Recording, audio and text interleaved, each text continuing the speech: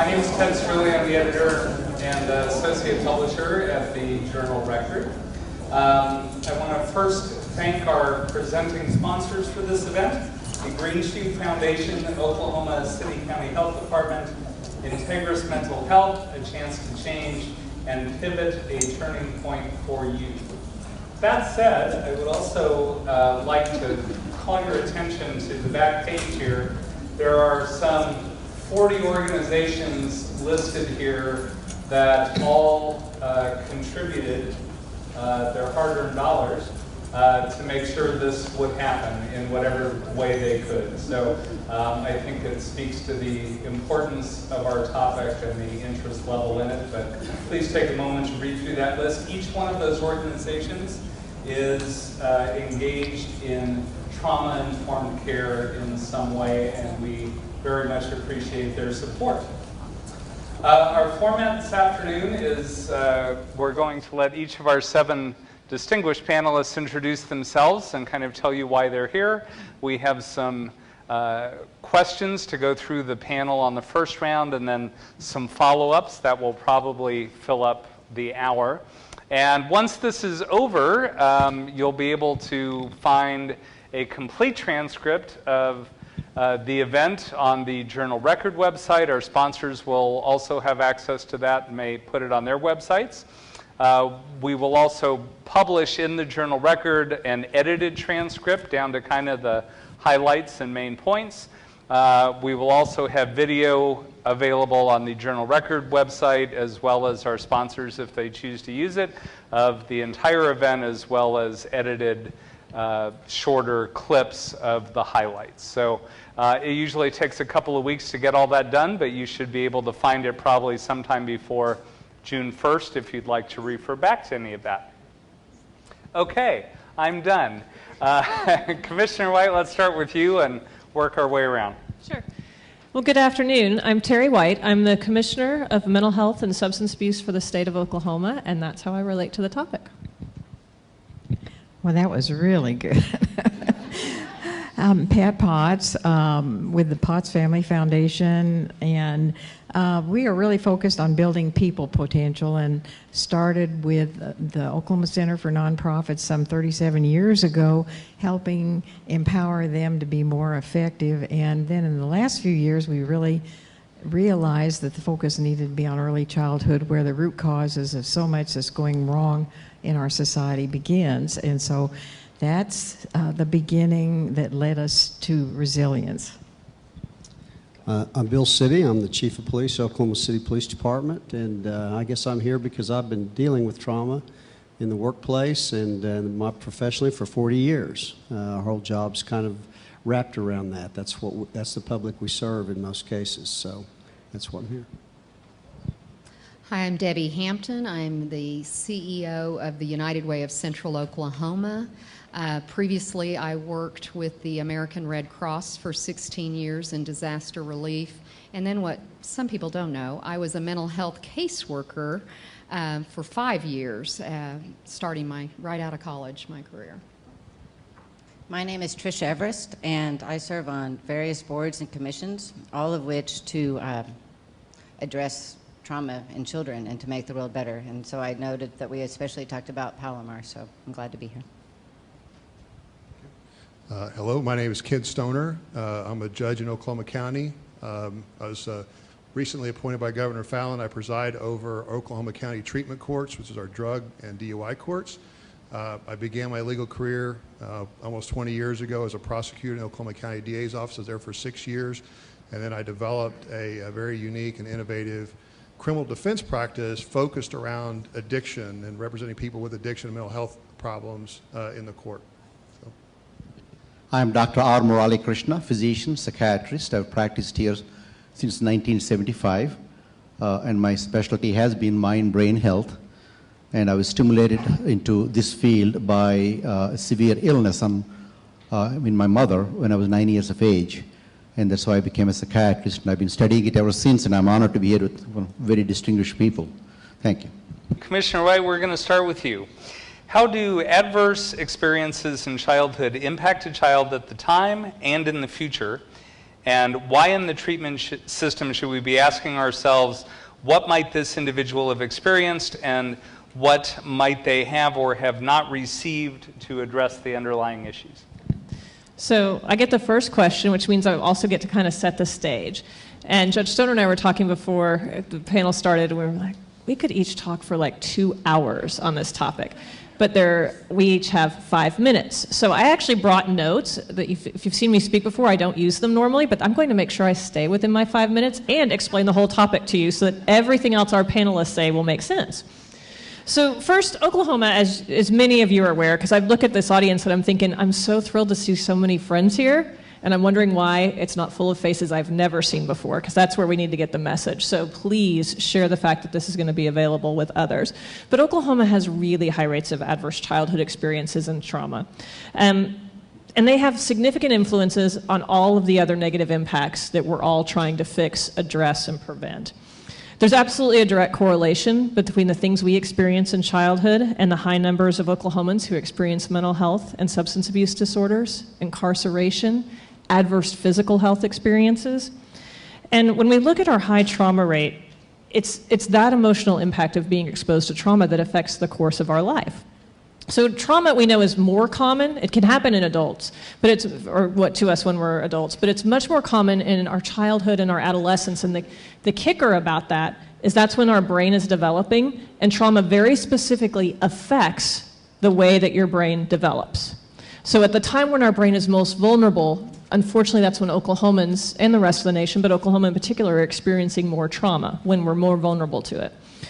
So when I talk about what an adverse childhood experience is, let me talk to you a little bit about what that means. For those of you that aren't familiar with the ACE study, and I hope all of you are, done by Kaiser Permanente, they were specifically looking at long-term, really awful health outcomes for people. And they were looking to figure out what the root cause was. And they did not expect what they found. And that's why this became such a profound study, because what they found, the common factor among adults who were struggling with serious physical health issues and mental health issues, brain health issues as adults, was that they'd experienced profound trauma in their childhood. That was actually what was at the root cause. And so when you look at the ACE study, for those of you who don't know, let me talk a little bit about what they specifically looked at. It was recurrent physical and emotional abuse. It was sexual abuse. It was untreated substance abuse in your household. If you were living with someone in the house who had untreated addiction issues, or if you were living in a household with someone with untreated mental illness, or had someone who had attempted suicide. Someone in your house, particularly a parent, had been incarcerated, was one of the factors they looked at. Domestic violence, and in particular, abuse of their mother in the household. Parental separation or divorce is one of the factors for adverse childhood experiences, and then emotional and physical neglect.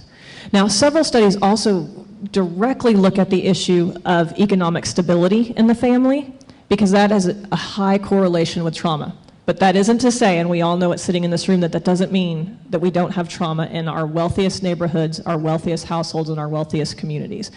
But we know that that's a factor. So knowing that those things, each adverse childhood experience adds up. And so if you think about it as a scorecard, each adverse childhood experience being a point, the higher the number of adverse childhood experiences or points that you experience, the more likely you are to have all of the difficulties in terms of long-term health outcomes, mental health outcomes, brain health outcomes, and other things. So for Oklahoma, one of the things I think is important is economic hardship is actually the most frequently reported adverse childhood experience in our state. The second is divorce or separation of a parent. Now, when you dig into those numbers, one of the things that I think is particularly profound is when you look after those two, then you see a little bit of difference in what the third most common adverse childhood experience is. For Caucasian kids, for our Caucasian youth, the third most common adverse childhood experience is having a parent with an untreated mental health or substance abuse issue in the state of Oklahoma. When you look at it for our African American children, the next most common adverse childhood experience is having a parent who's been incarcerated. When you look at it for our Hispanic youth in Oklahoma, the third most common adverse childhood experience, it's actually tied. It's having a parent who's incarcerated or being in a house with a parent who has untreated substance abuse. So as we think about these adverse childhood experiences and what we want to be focusing on, I think it's important that we know what our children in Oklahoma are experiencing most often. Approximately 1 out of 3 children in Oklahoma experience economic hardship, so that's 30% of our kids, which is a really high number compared to other states. And unfortunately, we have the distinction of being the state with the highest number of adverse childhood experiences for our children, period.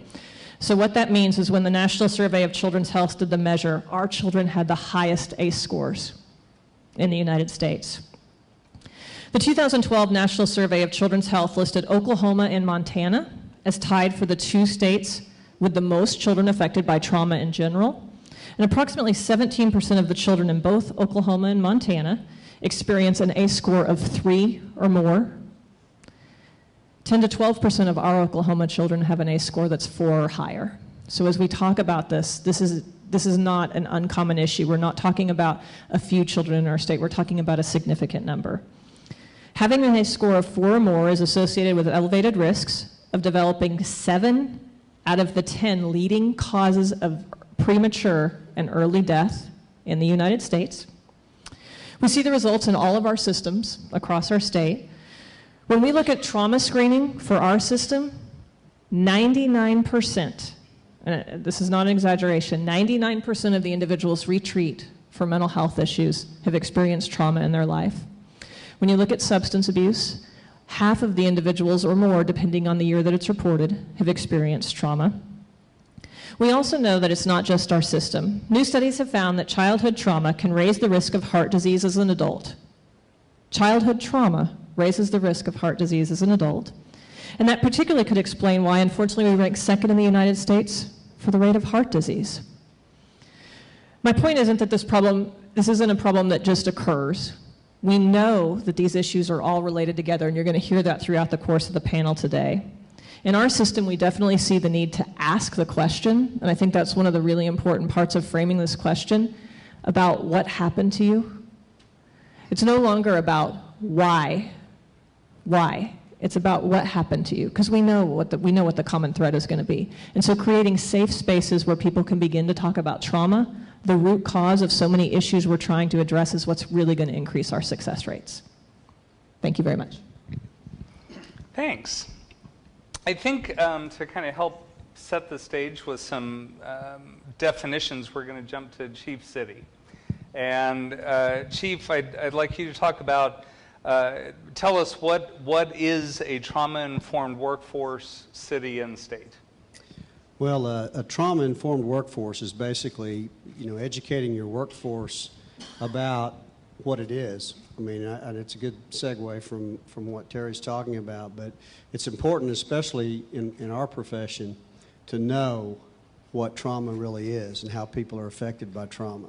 It's really important in the workforce in general, because the people you work around, the people you deal with, it helps us understand each other, why we may behave a certain way, why we may act out, why we act differently to things that we've experienced throughout our life. And if I took the ACE, and I'm like a 4 from my family. So, but it's important that we understand those types of things, because what we do now and what we react to is based on a lot of the trauma that we've experienced in our lifetimes. And we've all experienced it. And most of us have been touched by mental health.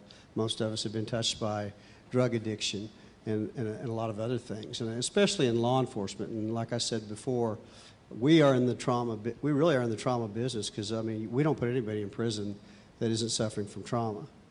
Most of those individuals as adults that we deal with have been traumatized. They're probably at 8, 9, or 10. They're up high. They're high.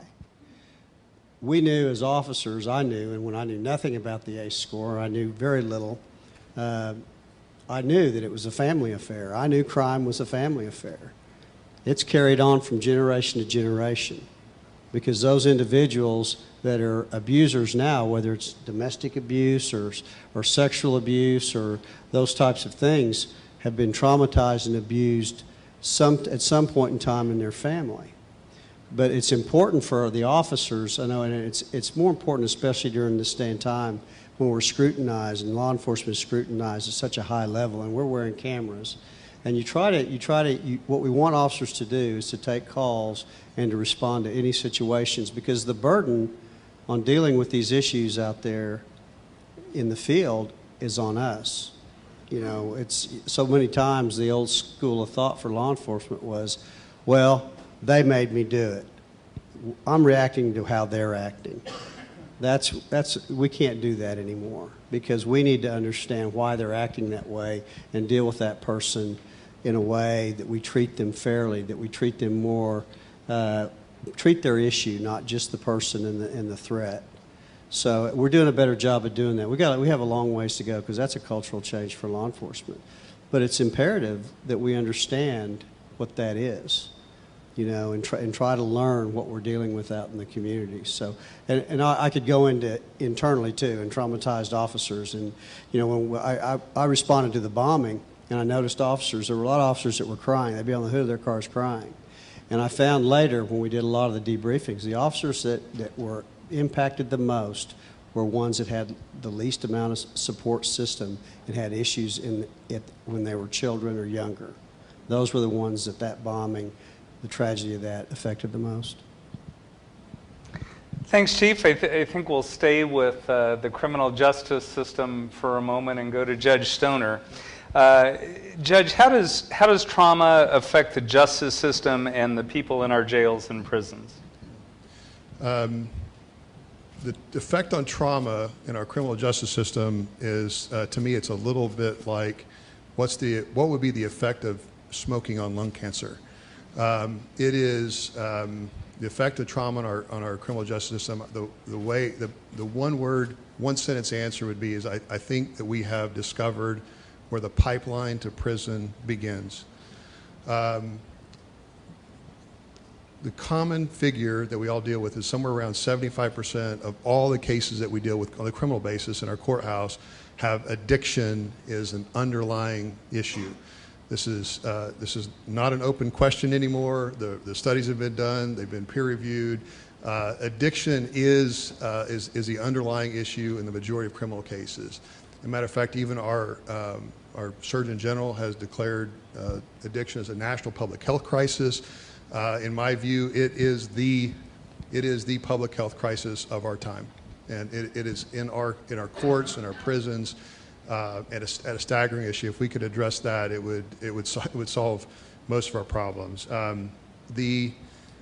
In the last decade, there has been just incredible advances in technology, in the study of neurobiology, neuropsychology, and we've discovered some amazing things, and that the effect of childhood trauma literally alters the architecture of a child's brain, and when it does that, it forms in an abnormal way, and those children grow up, and those children start wearing adult clothes, and they start driving cars, and those children start having facial hair, and they look like adults, but they still have that child brain that's been affected by trauma. And if you'll follow that, you fast forward 20 years later, those are the ones that become permanent fixtures in our criminal justice system. We see them over and over again. So trauma is not the only driver of addiction, but the studies have shown, I'm persuaded, that it's the primary driver of addiction. So when we look at, okay, the addiction is the issue. What's really underlying addiction? When you realize that we like to jump to conclusions that this is about the drugs or it's about the alcohol. Okay, it's not. The drugs and alcohol in and of itself, they're not. It's not addictive in and of itself. The substance isn't in and of itself addictive. Okay, just because someone has a drink of alcohol doesn't make them an alcoholic. Matter of fact, in some cases, I think it's good for your health. People are prescribed opiates as for pain management. They don't become addicted. Not all of them do, but some do. And so it tells us there's a missing piece of this puzzle. There is a susceptibility to addiction, and there's 3 or 4 things at least that are the drivers that cause someone to be susceptible to addiction. Number 1, trauma. Trauma is the number 1 thing that tends to be a primary driver, especially exposure to childhood trauma.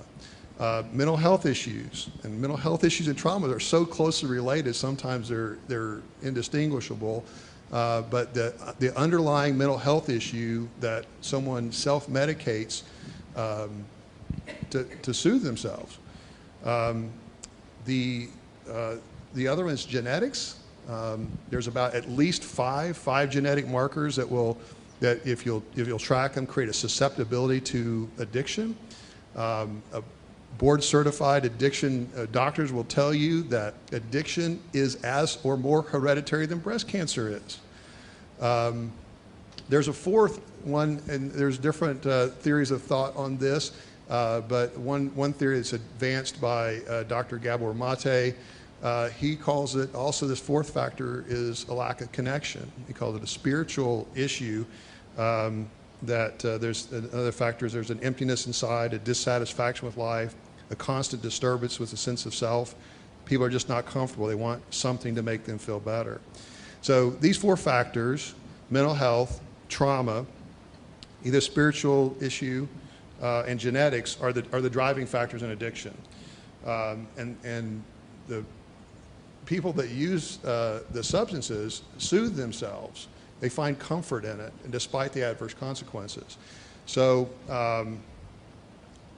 when you look at the effects of what is the effects of trauma on our criminal justice system, I mean, it's staggering. If you look at it in economic terms, that's obviously one way that we like to look at it.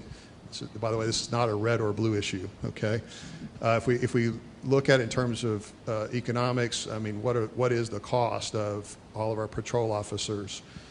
Running our jails, running our prisons, the prosecutors, the judges, the DHS workers that have to care for the children of the people that are incarcerated. I mean, the number is staggering. If you look at it in terms of loss of productivity, if you look at it in terms of is it a spiritual issue? I mean, this is the one and only life a person has on this earth, and yet it's squandered being trapped in addiction. So I've always questioned, what does our faith require us to do? When I think about, I mean, I've heard others say that addicts are the lepers of our time. You know, I don't know, it may be, but I like to think of the trauma and the effects of the criminal justice system is that it really is an opportunity. It's an opportunity for us to revolutionize the way that we approach addicts in our criminal justice system. It's an opportunity. We've got to get away from the mass incarceration model, and we got to move towards a trauma-informed restorative justice model. When we realize that that trauma, it is where the pipeline to prison begins, and I propose it's where we start. Thanks. That's okay, you can clap. That's fine. You don't have to be bashful.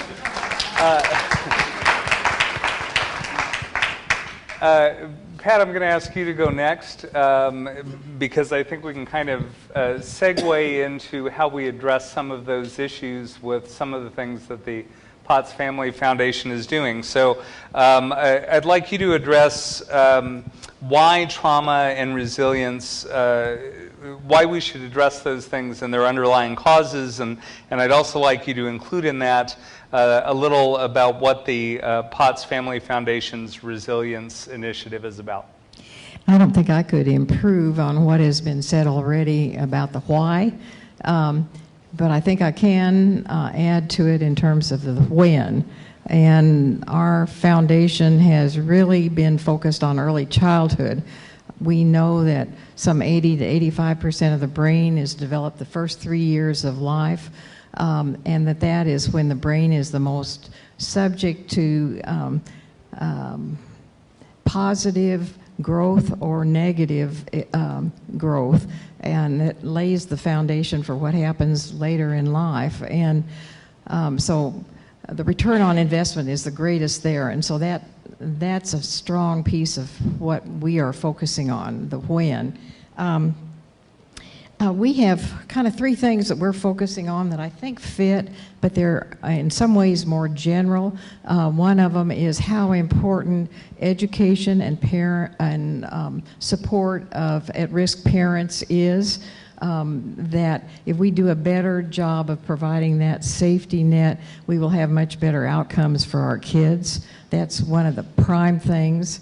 Second one is that we need to really assess and treat early brain and physical health issues, and we know that as early as 9 months, the beginnings of mental health problems can be observed. Certainly things that have to do with hearing, sight, all kinds of health problems that can handicap a child as they progress into school. If they're caught earlier, they aren't a handicap. And so we think that's really important. And the pediatricians in our state are working to help make their visits more meaningful by being aware of what limitations a child has that can be overcome early and make a difference. And then there's one other thing that may seem very unrelated, but we think the existence of high-quality, affordable childcare is critical in our state. And we have diminished the subsidy for at-risk poorer parents for high-quality childcare. Most parents now are, both the mother and the father are working, and they can't afford childcare. You look at the cost, sometimes it's very comparable to college, and yet that's the time when the direction of a child's life is determined. So I'm thinking there that there's real indicators that not only should our government be doing a better job of subsidizing, but it's an opportunity for public-private partnerships, and that businesses can come together, whether it's in a rural community, whatever, to help make that a benefit for their employees, to make sure that they do provide high quality in communities where it doesn't exist, and make sure it's affordable. We have felt that a coalition was indicated to really move our state forward. We've been really concerned with the way the safety net has been decimated in the last few years, and felt any one group alone can't change things, but together we're a powerful force. And so we've just started with one of the things we feel our state needs a vision of what it can become and what the priorities should be to get us there. And so this 25 by 25 coalition began out of a vision that our state, instead of being in the bottom 10 on almost everything that impacts families and kids, should set a goal of being among the top 25 states by 2025. And that's based on a lot of measures of what is happening in early childhood. And so we set that goal. As part of that, then we have a coalition that includes some 50 legislators in early childhood. And by the way, we just did get past a trauma-informed task force that will be studying what are the most relevant and effective ways to deal with trauma, and making recommendations to the legislature on that. So we hope that will have an impact on policies and on priorities at the state level. We have a group of business leaders who speak to civic groups about how important investment in early childhood is. We have some 60 allied organizations that add, working together, a stronger voice on behalf of early childhood, and I think they have had an impact in the legislature. We feel like we're just beginning, though. There's much to be done, much to be said. I really like to describe our goal as to prevent, heal, and treat ACEs while promoting resiliency. And although understanding all the things that go wrong in our lives is really important, we also think that we need to be hope-centered in terms of our response, and we have to be able to move on past understanding the why to what next, and helping people build a sense of their coping skills, of their ability to succeed in life. And I think I just kind of want to comment also on my concern that I think our state has been so focused on punishment when we ought to be focused on prevention and treatment. And I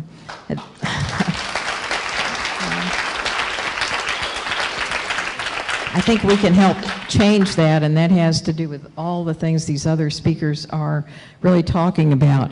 I think Debbie has seen, and all of you have seen, how our communities pull together when there's a real crisis, but we've got to be pulling together to prevent crises, and these crises on an individual and on a group basis. So I have a great deal of confidence that we are at a turn in the road, and we're going to see good things happening on all levels from here on, and that each one of you will be a part of that. Thank you. Dr. Krishna, I'm going to go to you next. Could you talk to us about what helps individuals, communities, and schools be resilient and have healthy minds? Thank you, Ted. First of all, it's quite an honor to share the podium with some of the most beloved and respected leaders in Oklahoma that are looking after trauma and childhood issues and mental health issues and addiction and corrections and judicial system. We are honored that they have an absolutely wonderful passion to make a difference, and please give a big hand to these individuals right here.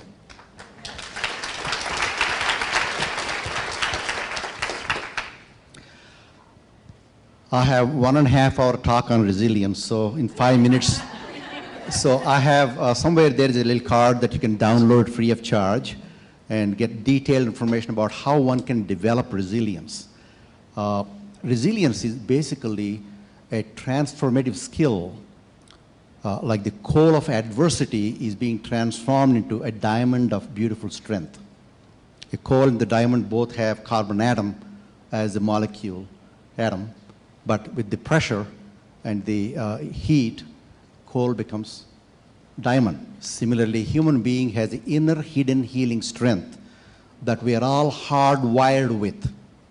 Just like we are hardwired with the stress response, that's the core of the trauma, is excessive, repetitive stress response that pertains and persists for a number of decades during a person's life. And that's what causes the havoc in a person's health, mental health, physical health, and every possible way, because their emotions, how they're regulated is affected, and their thoughts are disturbed, and the way they relate to people is also disturbed. And their health is severely affected by lowered immunity, increased levels of various abnormal chemicals in the body that gives to all kinds of physical problems. And we need to reverse that. And that is a learnable skill set that every one of us can be taught, every one of us can be teachers of the resilient skills. So, briefly, let me explain one thing about the stress response I'm talking about. Every thought, every interaction we have, everything we see and hear contributes to various changes in the brain and the body simultaneously right now. For example, if I said that 7-foot tall judge had the same height chair as a 5'7" tall me, it's not fair. And if you have a happy thought about my statement, your circulation goes up by 22% instantaneously. If you have a happy thought, if you smile, if something silly is pointed out, that you have 22% circulation increase right away. Similarly, if Ted started the meeting 4 minutes later than what he's supposed to have started, you're angry at him, you had an angry thought, for the next 2 hours, your chance of having a heart attack goes up by 230% as an adult. These are studies done in medical centers around the world. So can you imagine a young baby born out of this beautiful, protected, air-conditioned, shock-absorbing womb with love and warmth and affection and half connected to the man above and half connected to the earth here, suddenly being born and thrust into this world that itself is stressful. On the top of that, how they're nurtured or not nurtured, how they are talked with or not talked with, how they're interacted with, whether they're abused or neglected. All these factors have tremendous effect on inner core of their self, from various parts of the brain, like the prefrontal cortex, the nucleus accumbens, that's the center of our reward system and satisfaction and contentment and fulfillment, to the amygdala, which becomes hyperactive, excessively reading the danger signals from the world, keeping the system in a constant state of turmoil and terror, activating the hypothalamo-pituitary adrenal cortical system that pours all these horrible hormones. Normally, they're very small and occasionally we have them, but this is constant production of these hormones which become toxic. The cortisol and the norepinephrine makes the heart beat fast and blood pressure go high. So the internal turmoil that's been activated and repetitively activated by various traumatic events that a person goes through causes these changes that are contributing to what Commissioner White talked about, what Ms. Potts talked about, what the Chief talked about, and what Judge Stoner talked about. And this is creating a major public health crisis in the United States. We are the most powerful nation, the richest nation, the most compassionate and the most spiritual nation on earth. There's nothing like the United States anywhere in the world. In our nation, we have so many millions of people affected by a major public health crisis. Not being addressed adequately and comprehensively in any way is itself a very, very disappointing thing. It's almost a disgrace in my opinion. You know, with Ebola virus, a few people died and the nation panicked. Here we have hundreds of millions of people affected by this permanent disease, and they died 20 to 30 years earlier than you and I. Why? The stress hormones and the amount of turmoil they go through, it cuts down the aging process. It makes the aging process faster through the telomere length. It cuts down the telomere length repetitively. And so what can we do to improve the resilience and the capacity of the individuals to grow into more healthier environment and healthier lives? First of all, there is hope, because we are already hardwired with the healing response. We just need to help them to find the healing response at whatever the stage they are. For young children, there's special skills. Older children, more different skills. Teenagers, different skills. People like you and I have different skill set. But the bottom line is we need to activate the healing response in the body to negate the inner toxic environment that they're experiencing. So what are those things? You can translate that into schools, you can translate that into justice system and the judicial system and the educational system, everywhere. Most important thing is an empathic connection. An empathic connection. Preferably a loving empathic connection. Every one of them would benefit enormously. When you have an empathic connection or a loving connection, magic happens in the human brain and the body. Magic, literally magic happens. You may not even have touched that person, but if the person knows you care, that you're willing to stand by them, that you're willing to guide them and help them to learn the skills they need and help them to progress in their life, magic starts happening in the body. Simple, simple empathic connection, consistent, a safe environment where they can grow and heal. A variety of skill sets that can be taught.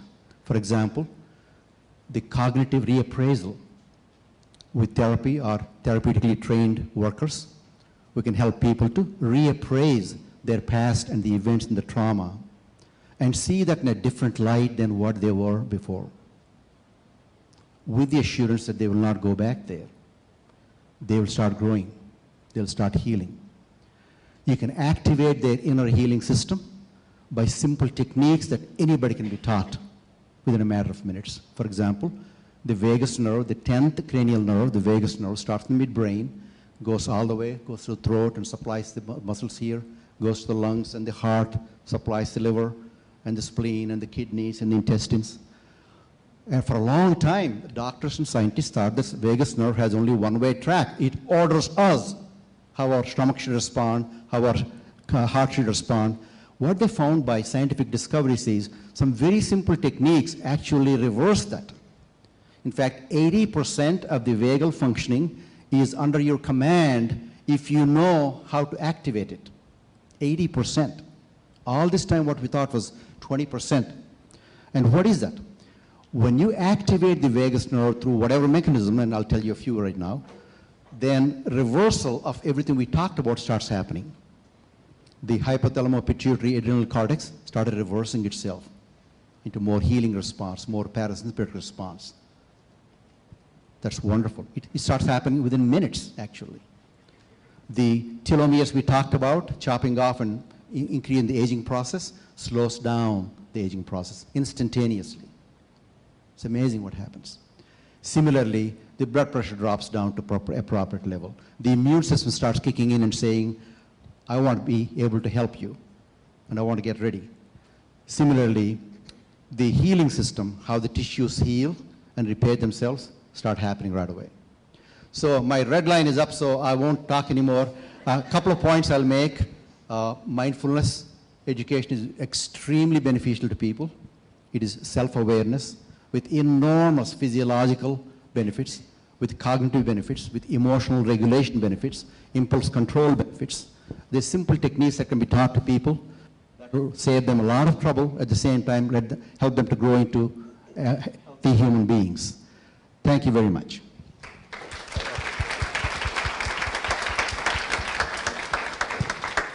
Thank you, Dr. Krishna. Debbie Hampton, we're going to go to you next. In your career, from caseworker to the Red Cross to the United Way, you've had a front row view of personal trauma, of large-scale public trauma, and what I'm hoping you'll do is talk to us a little bit about how we recover from trauma.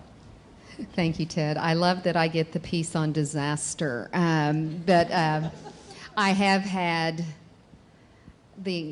truly the honor of working with some incredible people in some of our largest scale disasters. And I can tell you, Oklahoma ranks #1, other than coastal states, on federally declared disasters. So we obviously should be pretty good at this. Pat mentioned that we do rally together. We all jump in when it comes to a disaster. But I have to tell you, the mental health piece, I think we're still getting better at.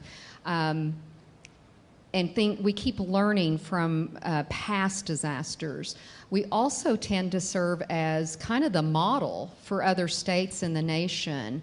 I most recently just spoke to the folks leading the response after the Las Vegas shootings. This is their 6-month anniversary. And it's interesting, I heard them saying some of the exact same things I remember after the Oklahoma City bombing.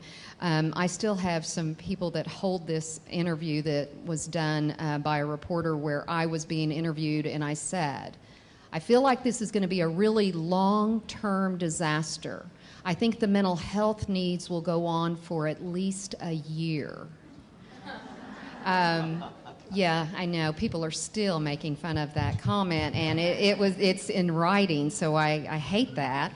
But I heard the Las Vegas folks say the exact same thing. And I didn't quite have the heart to tell them at 6 months, oh, it's going to be a lot longer.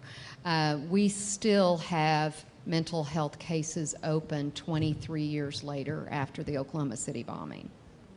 Some of the things that we do have to teach people is mental health those needs are going to go on for a long time.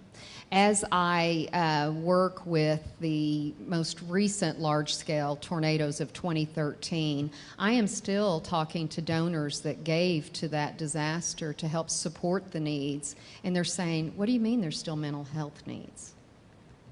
And we're on the 5th anniversary.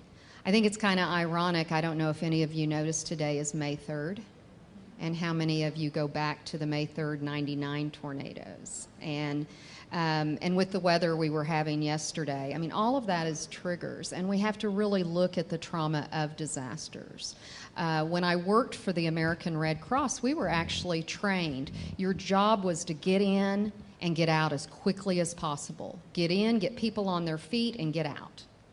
And we never really looked at the long-term mental health needs. We are starting to do that now. We have teamed up with Terry's group. But one of the things that I think you're going to see us track is after the 2013 disasters, the tornadoes that hit, we were able to put counselors in every one of the Moore schools. They are still there today. We're looking at them going to 2019 at this point. Not that the needs won't be met in 2019, but honestly, the resources will have been spent. That's the piece that I think we need to look at. I say it over and over, and quite honestly, I feel like I'm talking to the experts in this room because each one of you could do this talk. I wish we could have some of the others sitting in those seats with you, but we have the answers. We have the right programs. We have the right agencies to do the work. We just need the resources.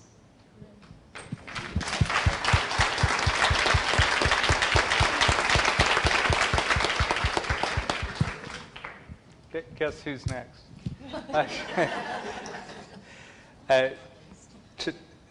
Trish Everest, we would like you to talk about what we can do. Thank you very much, Ted, and thank you for hosting this business roundtable. I, like Dr. Krishna, am very honored to be on this stage. In the position that I'm in, serving on private foundations and working amongst different groups, I'm privy to a lot of what most of you do. And not everyone can tell that story. And so I help to bring the community together and bring projects out to the community. And to be sitting here with these leaders in each of their own professions is quite an honor and quite representative of what we can do. We have a psychiatrist, we have a judge, we have a lawyer, we have first responders, we have social work, we have law enforcement, we have philanthropy, that when we start bringing people together, Debbie brought up a good point with the Red Cross, that you're trained to get in and get out. Well, the Red Cross should maintain that. But not having known that or heard that, if we can actually bring people together, it's one thing to keep educating or to keep talking about the problem, but if we bring people together, use this type of forum and have sticky notes all over the wall and say, this is what I do, this is what I do, this is what I do, and to not look at it as a fight for resources, or not look at it as I am a social worker and I can't talk to law enforcement, or law enforcement can't talk to medical. But if we sit there looking at the people you wouldn't think you'd be working with and start working and planning together, then we'll be able to create faster solutions and be able to start changing. As the judge said, we look at the criminal justice and all the people in there. We'll use Remerge as an example, where we have a great example. 25 people, 25 organizations came together under the United Way. They were of different groups to come together and say, how do we change the number one for incarceration of women? And so they've created a diversion program for mothers from prison for nonviolent offenses.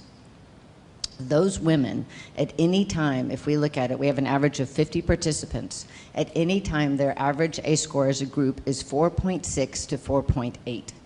It is predictive behavior. We knew that they're coming. If you look backwards, we know exactly that they were headed into this position. 78% of them had grown up in the judicial system, in the juvenile system, either delinquent or deprived. We know how to go back up that river. We know how to start coming together and recognizing that if we help those women, then we've helped their generation in getting those kids out. When we built Palomar, Kim was fantastic. We had over 142 different people in a room, all stakeholders coming together that not all had ever worked together, talked to each other, or maybe were afraid. But when we're looking at each person's silo, like the Red Cross has to be siloed. I mean, they do what they do well. But when you put the Red Cross and say, okay, now that the Red Cross is pulled out, which group can come in right after? And which group can come this? Then we're able to get earlier and earlier. And we get into the 0 and 3 that the Potts Foundation is so tremendously focusing on. And we get less people that we'll need. If Palomar, which is, for those that don't know, has 26 agencies working together under one roof for victims of abuse, domestic violence, sexual assault, elder abuse, bullying, cyber stalking, and you look at how these people, now that we have agencies working together in law enforcement, you would think, as a citizen, I would have thought this, but advocates, law enforcement, legal, civil legal, had never sat at the same table or same time in person talking about their clients. And now that they sit together and they're looking at certain cases, there's new solutions being formed. And just by bringing people to the table, and as Dr. Krishna said as well, if we start treating people different, start recognizing that all of this is predictive, we can go back looking at these adverse childhood experiences, we can keep going up higher up the river and start finding those pathways that he referred to, that if every brain is wired to be able to be healing and healthy, not to quote you too much or misquote you, that we can start finding those pathways. And if we start talking to each other and sit down and use these types of forums to be working, then we have shared language and we find shared gaps in the service, and we're able to start bringing and making solutions so that when the task force comes together and when the legislature works on something, we collectively as organizations and the private are already showing examples of how it can be done, and that can be transferred throughout the state. Thank you. Thanks.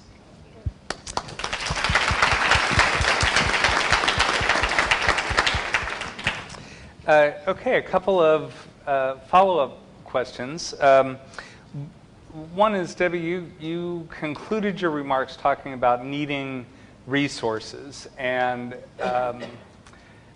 when I hear that, because I'm a word guy, I translate it, and it means you need money, right, to put it simply. And I wonder if that's accurate or if you're talking about other resources. And if we're talking about money, where does it need to come from? You know, honestly, Ted, I was really talking about money, number one, because I can tell you we need that. But two, we also need the right people. We need to fund the right programs, and we have those evidence-based programs. But I think we really have to educate the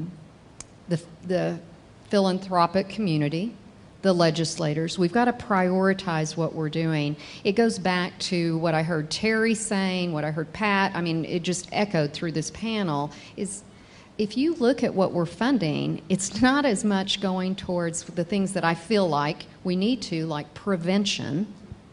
It's kind of the after fact. What if we just kind of reversed and put more funding into prevention? There's just, I think it's an education piece. So I do think that Oklahoma is a state that we take care of each other. I know that from my disaster days, my disaster relief days. We never had to worry about, is there enough volunteers? There would be thousands of people wanting to help. But I do think it comes down to educating, reducing the stigma of mental health, and putting our money in the right place. And I think Terry White could add to that. Thank you. I know, but I know where that part of this conversation goes. So one of the things I would suggest that we think about, and Pat said it, but I always want to reiterate it because I think it's such an important point. If we want to look at reducing adverse childhood experiences, we have to make sure parents are healthy, right? And so when you look at the list of ACE scores, one of them, a parent with untreated mental illness in the home. Another, a parent with untreated addiction in the home.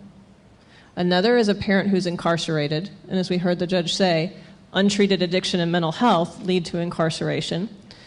When you look at divorce, separation, and then it gets a little, not gray, but not all abuse or domestic violence is because of untreated mental illness and addiction, but if you treat the mental illness and addiction, the rates do go down. It's not all prevented, but the rates do go down.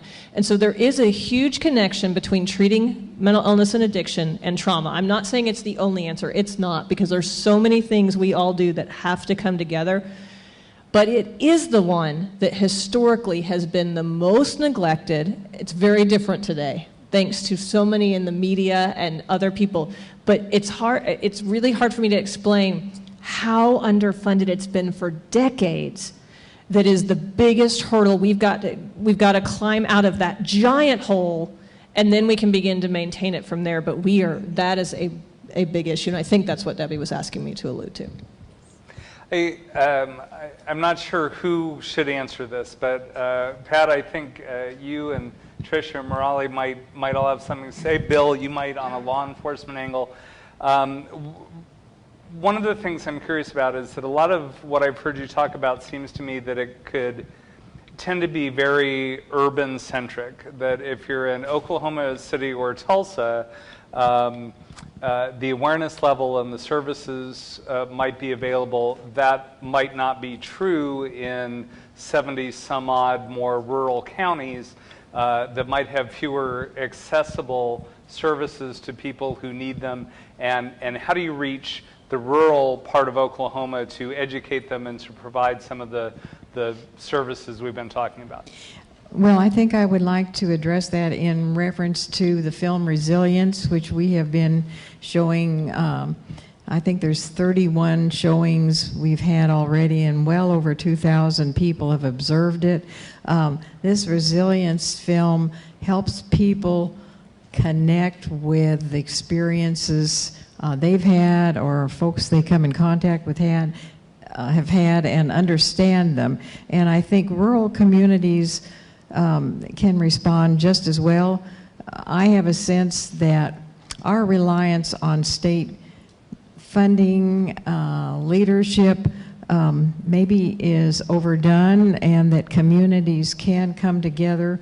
And part of the showing of the Resilience film is bringing together a group of the experts that represent law enforcement, the medical profession, schools, whatever, to come up with solutions within their communities along with the business community. So the resources are certainly fewer. I think technology can be a big help in that, but it ultimately comes down to each of us to work within our communities to do cooperative efforts. Yeah.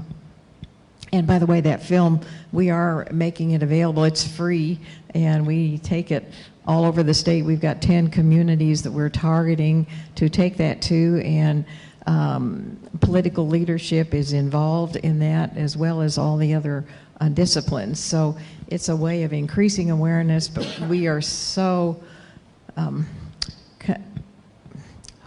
much aware of how important it is to move beyond that awareness to being COPE-centered, and what are the actions that we can take in schools and communities with law enforcement that give hope and opportunity to people. Yeah. I'll just respond in one regard, because we have a program called our crisis intervention teams, and we do a lot with Terry and her staff and trying to teach other rural areas and other law enforcement agencies. But you're never gonna have enough money to put all the resources in your rural areas. I mean, every rural area will have access to a treatment center, those types of things. But you can make them more accessible.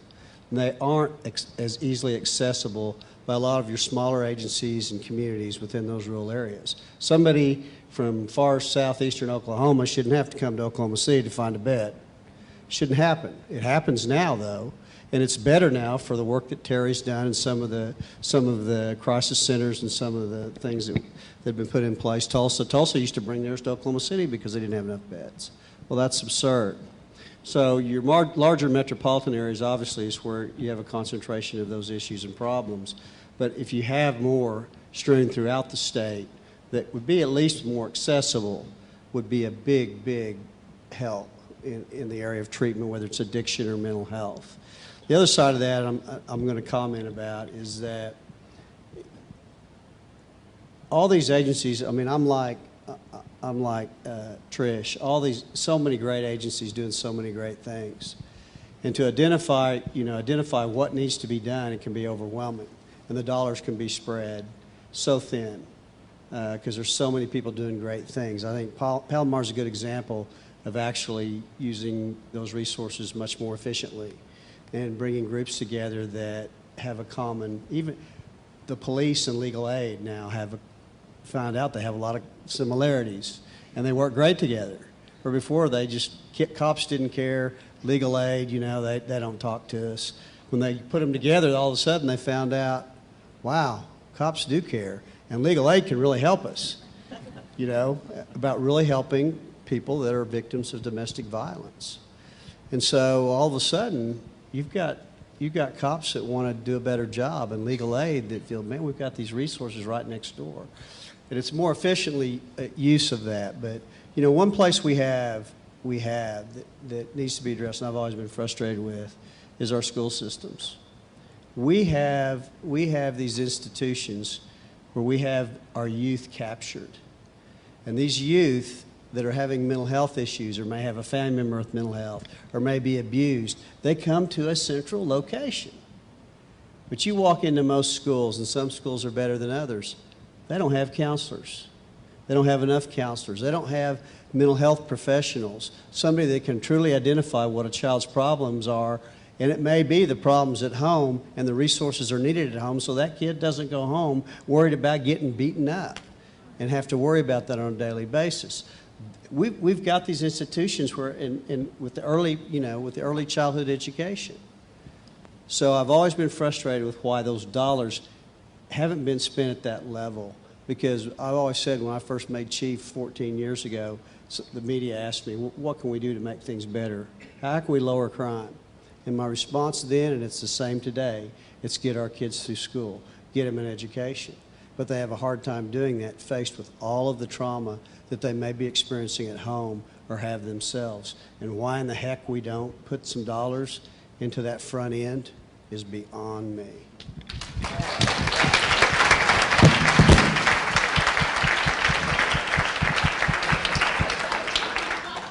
A really literal mic drop. Judge, did you want to weigh in? You look. Well, I'd like to. Chief is exactly correct, and it's kind of a blend of answers here in my mind with Dr. Krishna and Chief City. Where this begins is if there was a class, and I talked to Pat about this before. If there was a class in school on mood regulation, and because ultimately addiction is you're not being comfortable with your mood. You're not being content with the mood that you have at the moment. You always have introduce a mood-altering substance.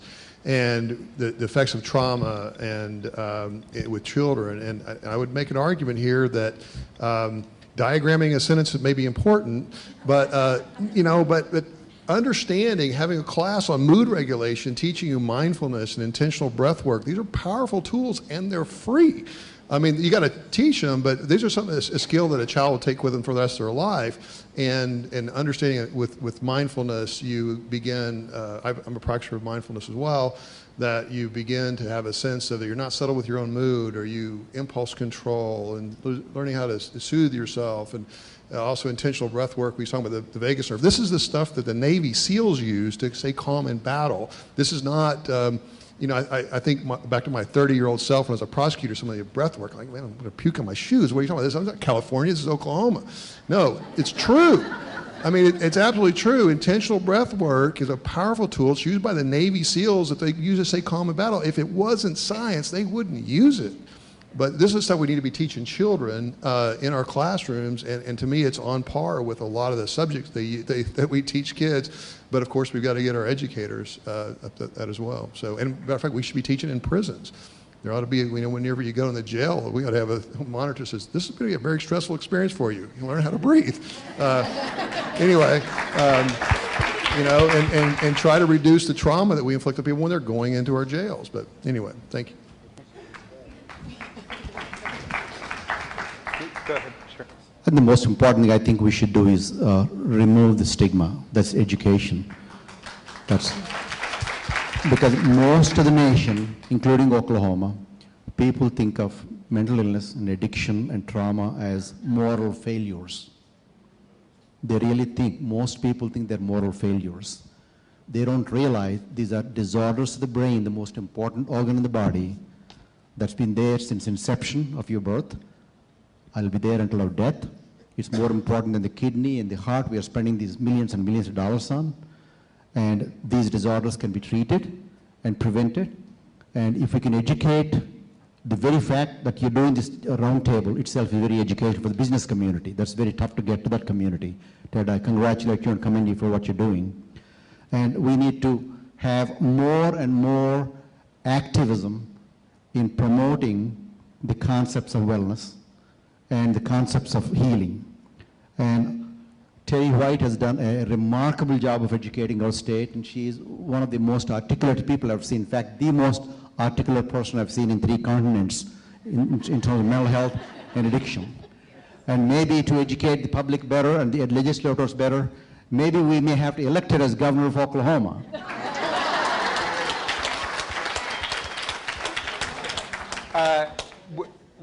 We are 5 minutes over time, and I'm now at 230 times greater risk of a heart attack. So, but if there is one thought that you didn't get a chance, I know there are a lot, but one particular thought you didn't get a chance to express here today that you were especially hoping to, please take a moment to do that. We're all good? I think I would summarize what Morale said in that our schools need to be teaching for life rather than teaching to test. And the pressure they have to do the opposite is negative. All right, well, thank you to each of our panelists. Thank you to our presenters, Green Shoe Foundation, Oklahoma City County Health Department, Integris Mental Health, A Chance to Change, and Pivot, a turning point for youth, and the other 36 or so organizations that helped pull this together. Thank you all for being here.